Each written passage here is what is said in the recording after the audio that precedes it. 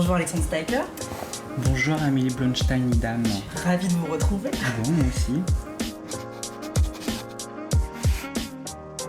On est dans un appartement en face du musée Rodin qui va servir de décor au film que je vais réaliser, un petit film que je vais réaliser avec Valeria Bruni Tedeschi notamment.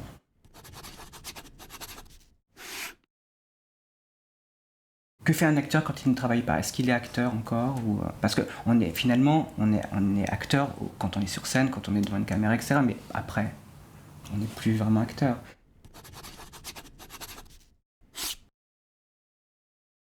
Il y a une histoire qui m'est arrivée, et puis j'ai voulu l'écrire, et puis j'étais dans une période où je revenais d'Italie après avoir joué les Don Giovanni pendant 2 ans et demi. Et puis j'ai écrit, et j'ai fait lire, et ça a plu, et du coup j'ai trouvé un producteur, mes acteurs, et puis on a commencé à faire des repérages.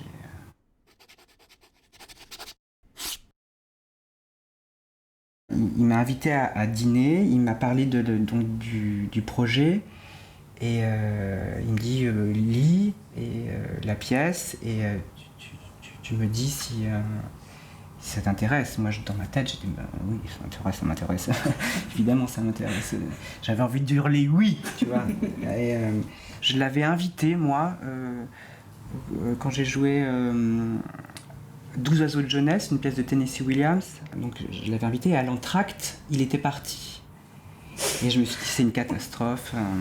Il m'a rappelé en me disant, je suis parti parce que la pièce était insupportable. Okay.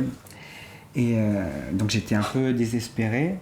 Et en fait, ça ne l'a pas empêché, 3 ans après, de me rappeler, de me proposer ce personnage dans Rêve d'automne.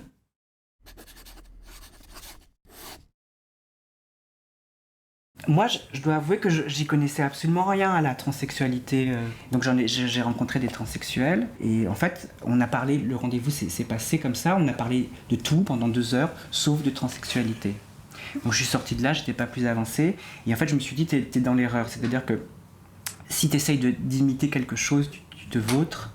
Donc je me suis dit, c'est d'essayer de jouer une femme. Ensuite, l'ambiguïté, elle va venir de mon physique, de mes épaules, de ma mâchoire. Donc, l'ambiguïté, elle va être là.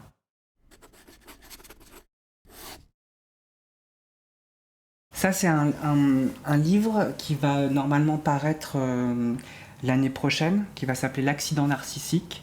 Quand je suis parti en Italie pendant 2 ans jouer le Don Giovanni, un photographe m'a suivi et m'a photographié nue dans tous les théâtres italiens où on jouait. Et je me souviens, on est arrivé à Naples, on allait jouer au Théâtre Bellini. Je me suis dit, tiens, je vais faire une photo souvenir. Et il y a ce photographe qui dit, même je vais te la faire. On l'a faite, on a dit, ah, mais c'est pas mal. Et de là est venue l'idée de faire toutes ces photos dans chaque lieu où on allait. Et ça va être fait par la Maison européenne de la photographie.